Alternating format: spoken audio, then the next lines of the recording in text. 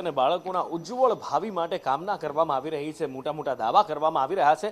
પણ આ બધા વચ્ચે એક શાળા પ્રવેશોત્સવ એવો જે ખૂબ ચર્ચામાં છે, કારણ કે અહીંયા શાળા પ્રવેશોત્સવ દરમિયાન બબાલ થઈ હતી। મયુર મારી સાથે જોડાયા છે, શું થયું હતું જાણીએ મયુર પાસેથી।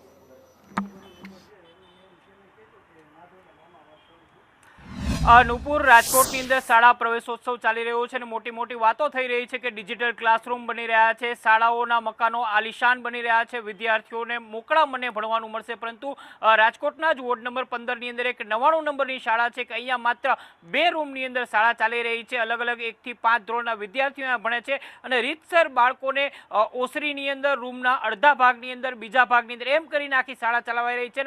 આ શાળા આજકાલથી નહીં પરંતુ છેલ્લા 1 દાયકાથી ચાલી રહી છે। સ્થાનિક લોકોએ, કોર્પોરેટરોએ અનેક રજૂઆત કરી હતી કે શાળાનું મકાન સરકારી ધોરણે બનવું જોઈએ, કોર્પોરેશનની માલિકીનું બનવું જોઈએ, પરંતુ કોર્પોરેશનનું તંત્ર છે તેને ધ્યાન નહોતું દેતું।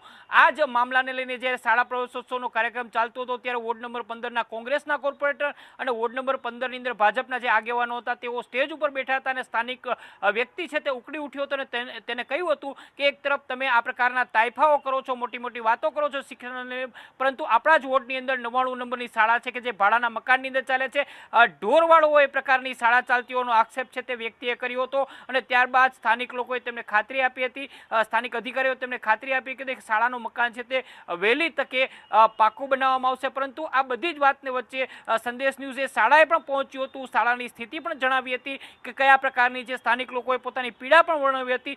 નુપુર, ઉમેરી દઉં કે એ વિસ્તારની અંદર તમામ માલધારી સમાજના લોકો રહે છે, તેઓ ઈચ્છે છે કે પોતાના બાળકો ભણી ગણીને આગળ વધે, પરંતુ તેઓ જ્યારે પોતાની પીડા વર્ણવે છે કે તેમના બાળકોને આ પ્રકારની અનેક રીતે એમ કહી શકાય કે પશુઓને પૂરા એ પ્રકારની શાળાની અંદર ભણાવવા પડે છે, એટલે ખૂબ જ પીડા જોવા મળી।